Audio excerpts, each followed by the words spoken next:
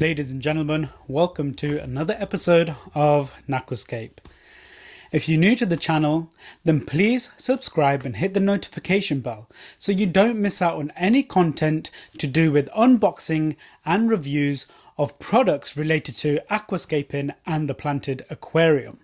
Also in this channel, expect to see step-by-step tutorials and guidance on how to set up and maintain low energy, medium energy, high energy planted aquariums. So in today's video, I'm going to talk about how I got into aquascaping.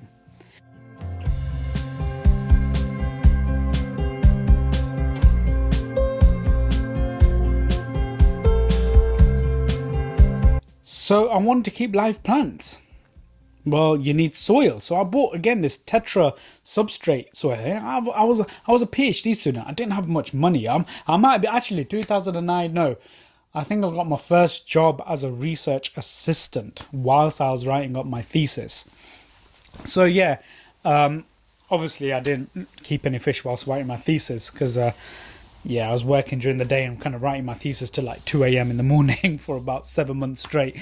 But yeah, I really got gripped with nature aquarium, planted aquariums, and the look of them. I was just amazed.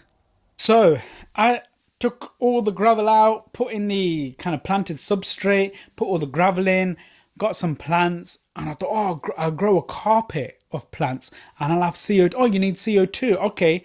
So I got this system where you fill up this plastic container and it fills it up with CO2, and then the CO2 just slowly disperses into the aquarium. So I didn't have injected CO2 per se, and I tried this, and one of the plants did really well. It must have been I don't know what it was. I don't know what plant it was. I tried moss balls. I tried breaking up the moss balls and placing them in.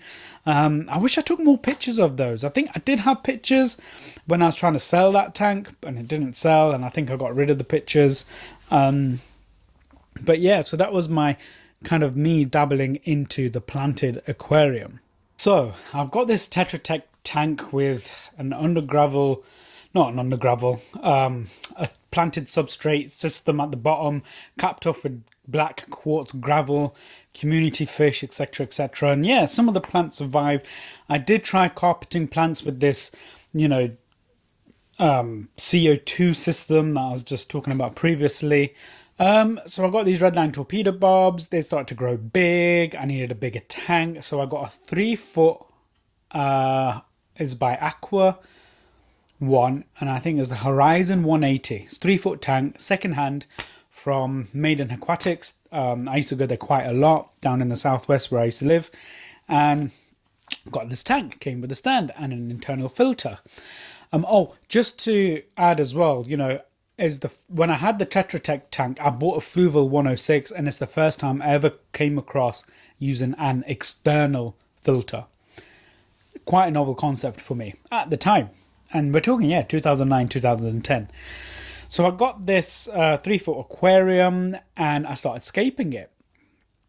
And before I kind of scaped it, I was looking at planted aquariums, etc, etc. And my wife, thankfully, because she's just amazing, like that, she got me a book. And this book is very important to me. One, because my wife got it for me, and two, it's Takashi Amano's works, and it's up here on the shelf. Keep it on display, and most often, I flick through it just to get inspiration. So let me just grab that book 1 second, show you in a bit more detail.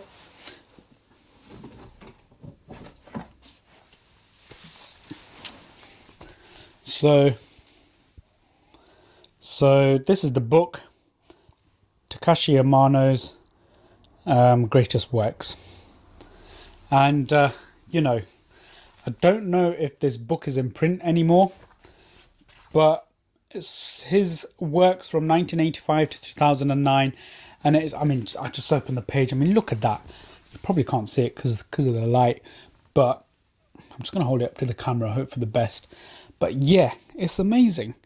Blue turquoise discus, carpet, nature aquarium style. Just, I was amazed. I was absolutely amazed. And yeah, you probably see why I keep this book on the displays, just to cover up the plugs, etc, etc. Let me pop that back.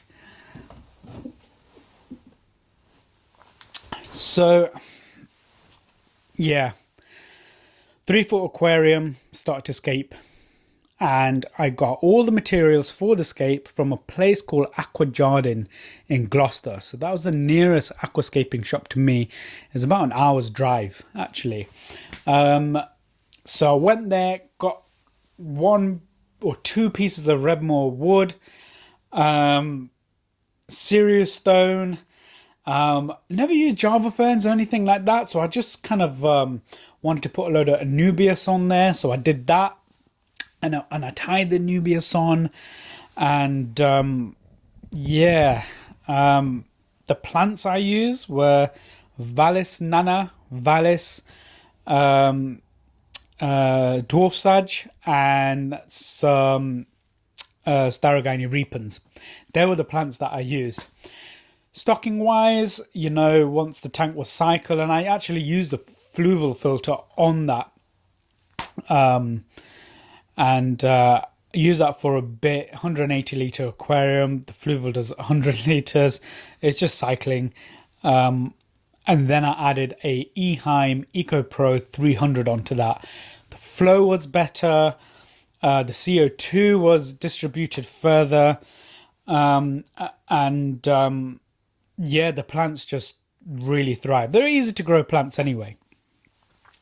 Substrate system wise for that 3-foot tank was the Tropica substrate capped off with Unipack sand.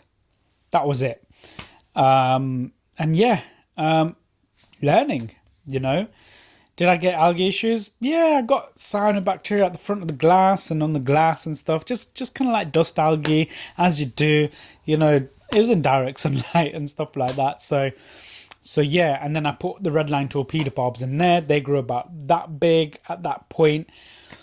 We are now 2012 actually, and in 2012 I took a trip to a place called Aqualive.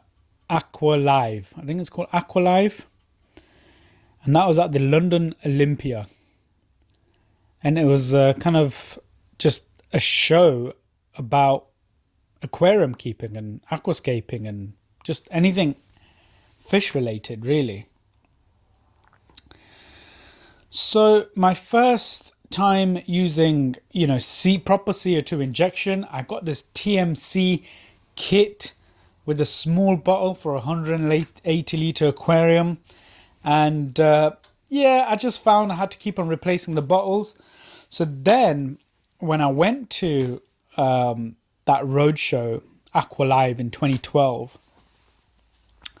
I picked up the JBL bottle, you know, kind of went all out with the solenoid, with the pressure gauge and the solenoid valve, so I can switch off and switch on my CO2 in accordance to my light regime.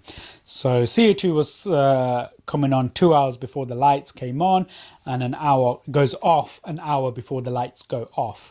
So yeah, great. And this is where I'm learning about these things, you know, but I'm doing it now in a 3-foot aquarium. Looking back, I wish I didn't do that. I wish I didn't get the 3-foot aquarium. I wish I just took the Redline torpedo bobs back to the store. The reason why I wish I didn't get the 3-foot aquarium is because when I went to Aqualive 2012, they had a aquascaping contest. What tanks did they use for this aquascaping contest? A whole bunch of Tetra Tech 60s. I just sold mine to a friend who lives in Cardiff. Like, I just sold my tank, and Yeah, I could have taken the lid off and the plastic off and stuff, and it would have been fine. I had the Fluval 106. I had the external filter. I could have put lily pipes on it. But you live and learn, you know. And I went to this place and I thought to myself, I could have just completely took the Tetra Tech 60 litre tank down and scaped it from scratch using some aqua soil or whatever it was, and just learn the craft using a smaller tank. So that's one lesson I would say to you, is that if you guys are looking to start aquascaping, do it in a small tank. Don't do it in such a small tank where you get lots of fluctuations in the water chemistry, which can really harm your livestock, more importantly. I would say you can do it in a 45 centimeter tank. You know, I think that's the smallest that one should really go. And you can get these Hugo Kamishi tanks, which are rimless. But you know, they're not up to white and etc. etc. In fact, if you check out this video, then that is my grow out tanks, 45 centimeter Hugo Kamishi tank. Great tank to start with. You can pick it up for about 20 quid, 25 quid, brand new. No problems. With a tank of that size, you know, you can mess around with CO2 and easy to grow plants, and then build yourself up to using simple fertilizers and more advanced fertilizers and more advanced substrate systems and different aquascapes. If you can go smaller and you're ready to accept that you're going to have to do a lot of water changes in that small tank, obviously it's less water changes, then go for it. Otherwise, go for a 2-foot aquarium. Start with a 2-foot, either 45 centimeter or a 2-foot aquarium. They're the two good sizes to start from, because you've got space to do stuff in there. When you get materials, you know, you're not having to really, if you get a really small tank, you have to really select your materials carefully to get that sense of scale, etc., etc., etc.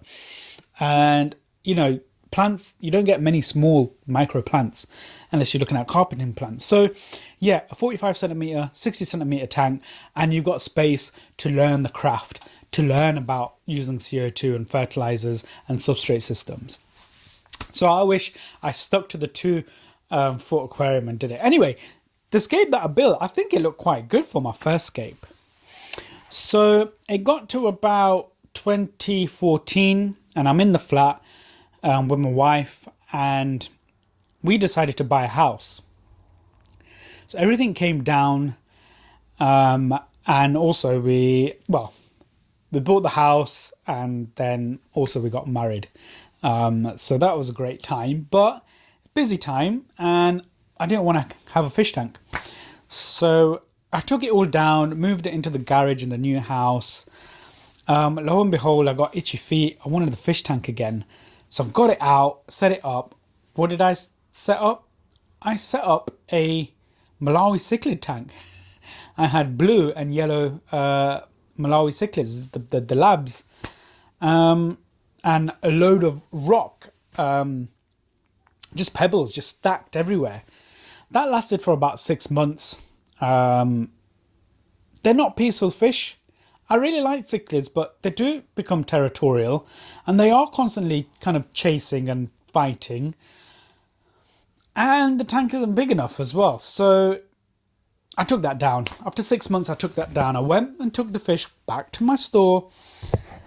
And basically, what happened is, after taking the fish back to the store, I was in a bar.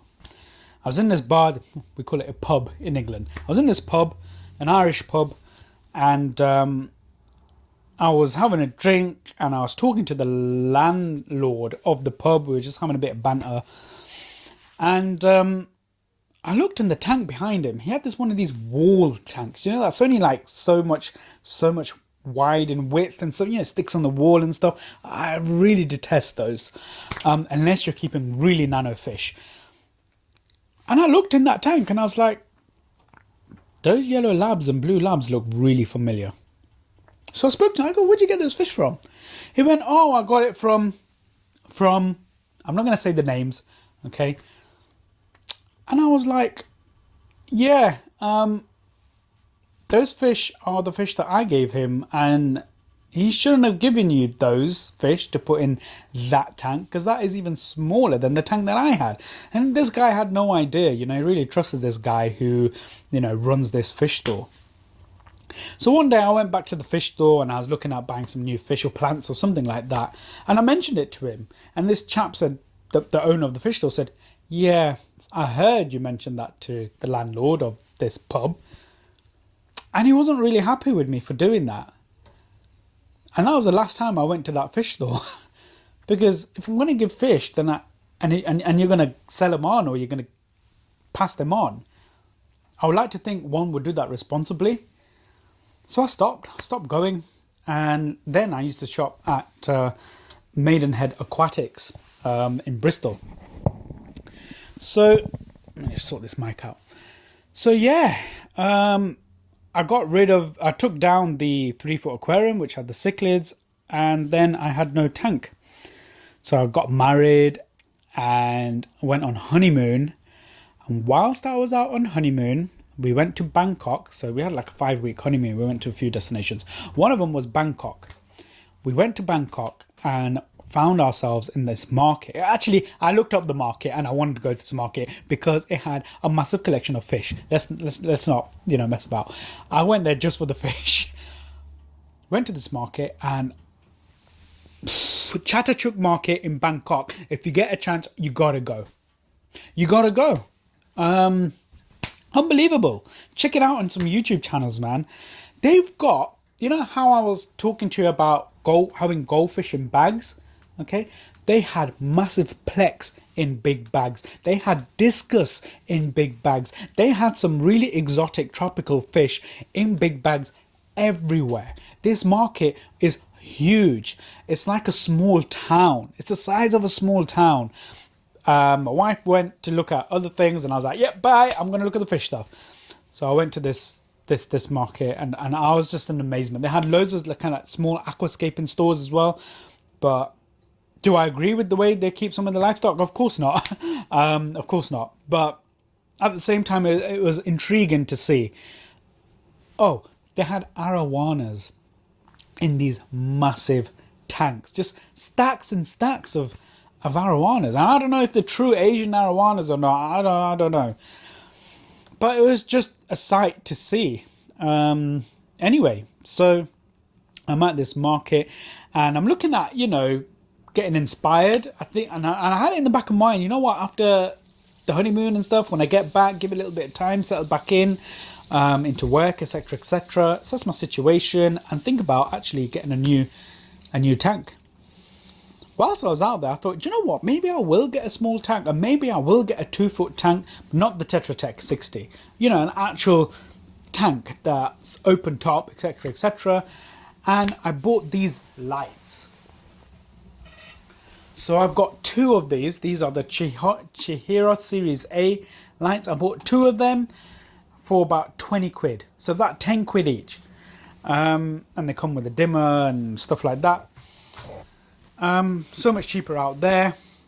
And I set up, I bought a cheap £10 2-foot tank. And I scaped it. First of all, I used this kind of bonsai tree, this petrified bonsai tree that I picked up from Vietnam. I picked this thing up from Vietnam and I lugged it in my rucksack in Malaysia, and in Bangkok, and etc. All the destinations that we kind of went to in Asia. So yeah, I lugged this thing all the way back to the UK, and I used it to make an bonsai tree scape. So Felipe Oliveira has done a video on creating a kind of Ludwigia mini super red bonsai tree, and I love that. I love that idea, and I wanted to replicate that. So that brings me on to another point. If you're learning to aquascape, try and replicate something. Use the plants, use their system, use the CO2 setup, use the same size tank, use the same substrate system, use the same fertilization system, see what results you get. And this is why it's good to have a small tank, because you can always experiment quite a lot. If it doesn't work out, you can undo the whole lot, start again.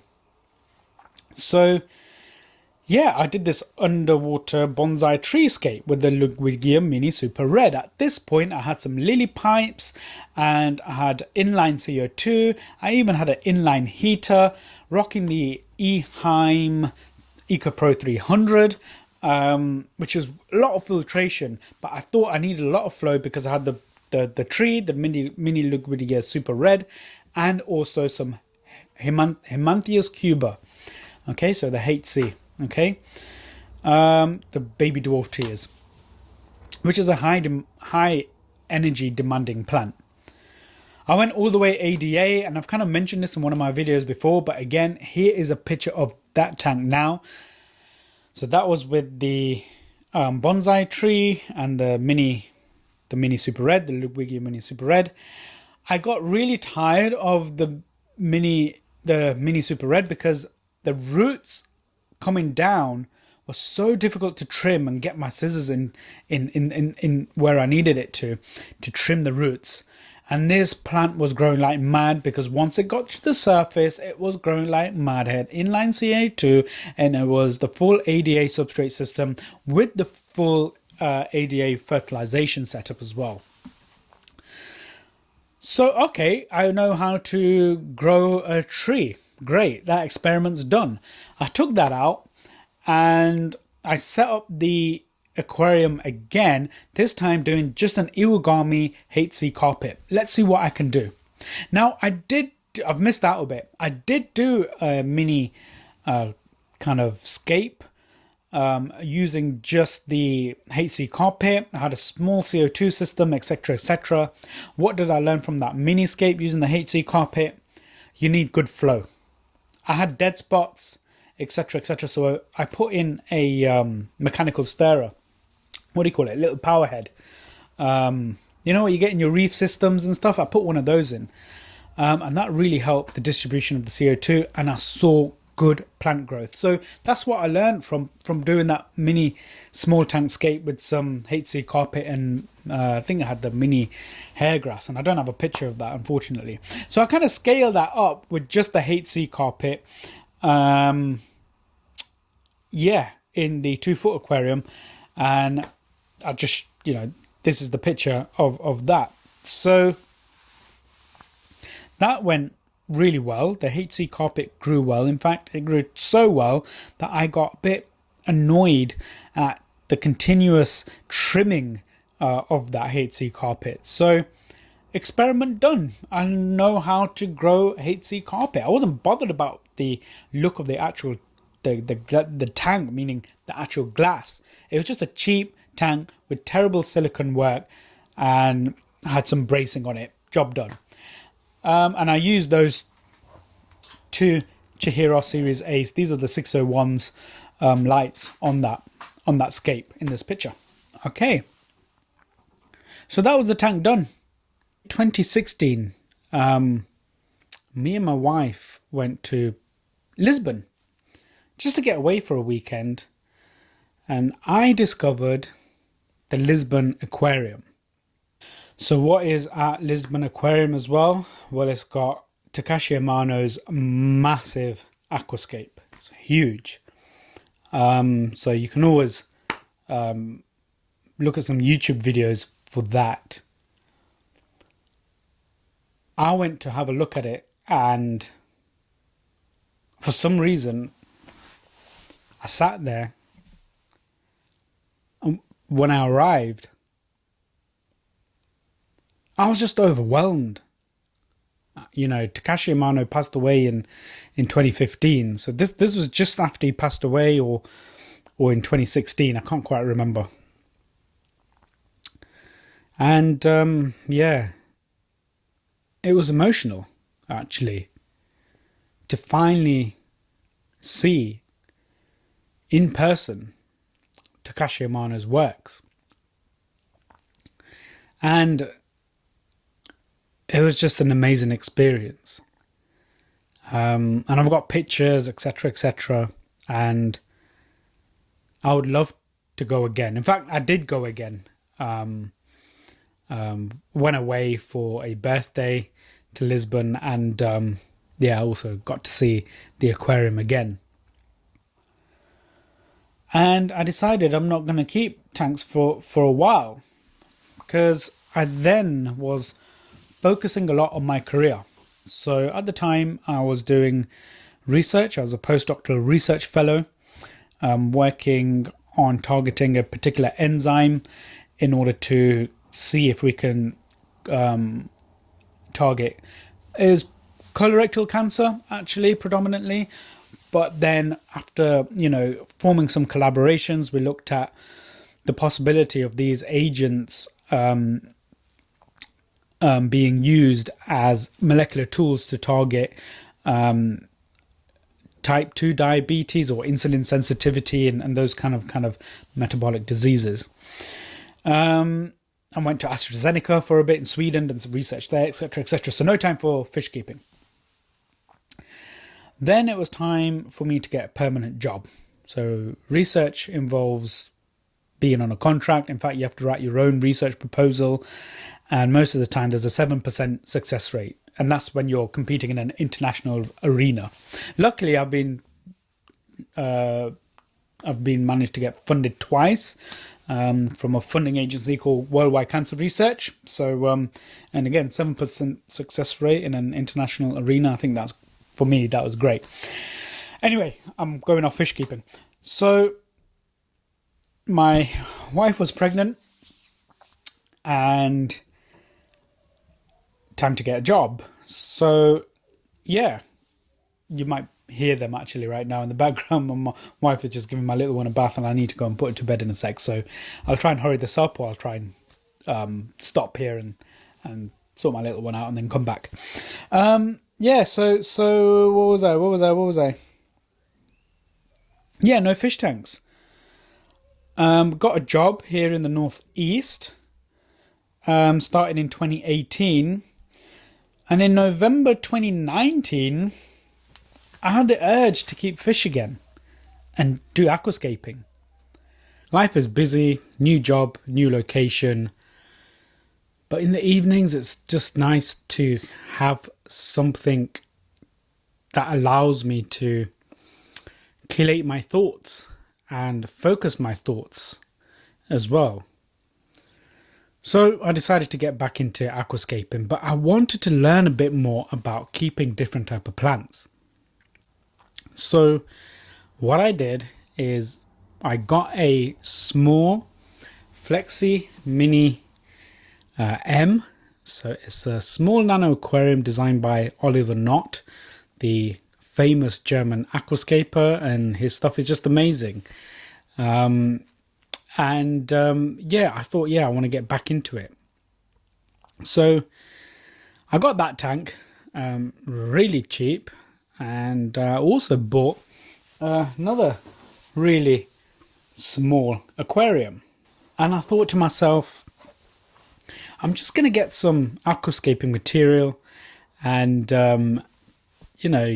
maybe try some plants. And at this point, I was kind of following George Farmer for a little bit, the old Takashi Amano videos, and just looking up some of the plants and how to keep them on YouTube.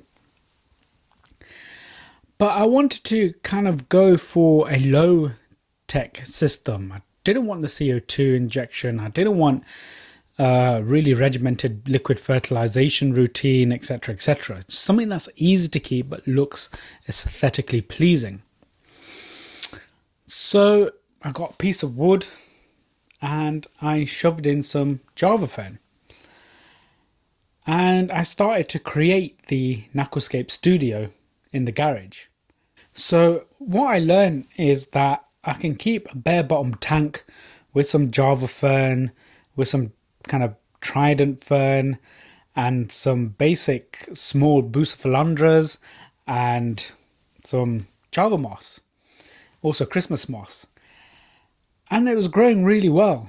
Another thing that I experimented with the small tanks is keeping floating plants. So I got some Tropical One to Grow floating plants. It's the Salvinia, and it grows like mad. And I was just testing the water, and yeah, you know, it was controlling the algae to a certain extent, and it was controlling the ammonia and the nitrates and the nitrites. So that is something else I learned from keeping small tanks. I then decided to actually create an aquascape. And if you want to see a video of that, that video is here. And this is where my aquascaping journey begins for this YouTube channel. So that tank is a kind of low tech or low energy setup, simple liquid fertilization, easy to grow plants, good substrate soil, a good quality substrate. So check out that video. So yeah, that is where my YouTube channel begins with Natquascape number 1. Should really have a better name for it. So moving forward, I want to try high-tech or high-energy planted setups. I've got the ADA 60p, and I think this channel will hopefully just go from strength to strength while I collect hardscape material, try different plants, and try different things to try and understand the best way to get your aquarium off to a flying start, to understand how certain materials affect your water chemistry, and how to set up your tank so that you can avoid poor plant growth. If you get poor plant growth, you're going to get algae. So yeah, that is my whole journey into fish keeping and aquascaping. So I hope you found that kind of interesting. It's just me sitting here talking about stuff with a few pictures and images. If you do, hit the like button, and in the comment section, please let me know how you got into fish keeping. What was your first scape like? And what were the first fish you kept? So next week, guys, I'll be talking to you about why I aquascape. With some personal elements of why I scape will be discussed. So if you want to check out that, hit the subscribe button, hit the notification bell so you don't miss out on any notifications on future content. And I'll see you next week in the next episode. Ta-ra.